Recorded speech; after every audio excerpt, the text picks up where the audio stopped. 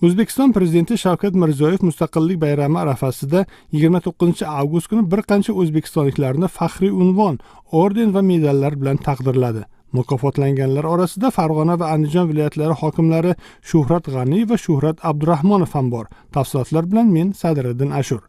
2 avgust kuni Prezident videoselektor yig'ilishida Farg'ona viloyati hokimi G'aniyev degan vallomatni xiyonatda ayblab, u bilan katta ishlarni amalga oshirish imkoni yo'qligini aytgandi.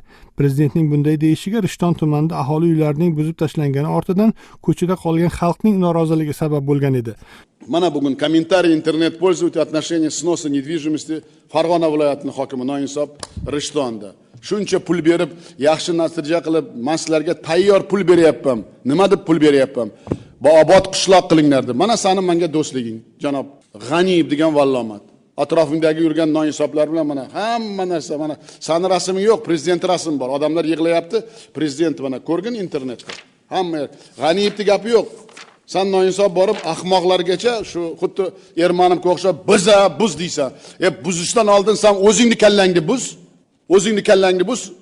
Men seni shu uchun tarbiya qilib yurdimmi?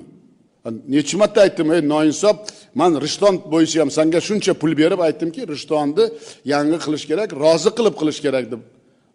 Janob G'aniyev, tajribali hokim. Sizlar qandaqasiz? Ro'ziyev ikkoving xiyonatchisan.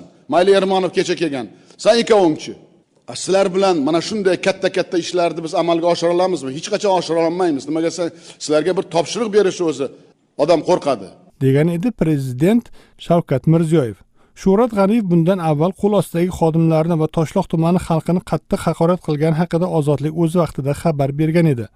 Jumladan may oyida Farg'ona viloyati hokimi Shuhrat G'aniyev viloyat majburiy ijro byurosi va soliq idorasi boshliqlariga ularning ichagini sug'urib boshiga salla qilish bilan tahdid qilgandi.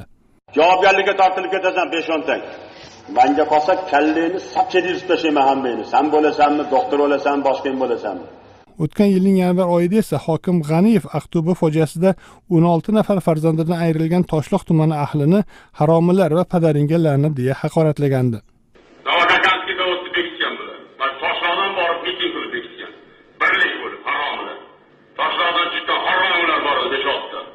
Haromilar. Haromilar harom deydi. Miting qilganlar ular.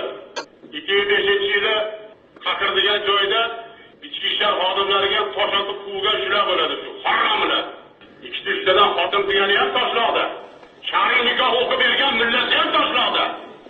Xotinlarni qo'yib olib, bolalar bilan yetim qilib, aliment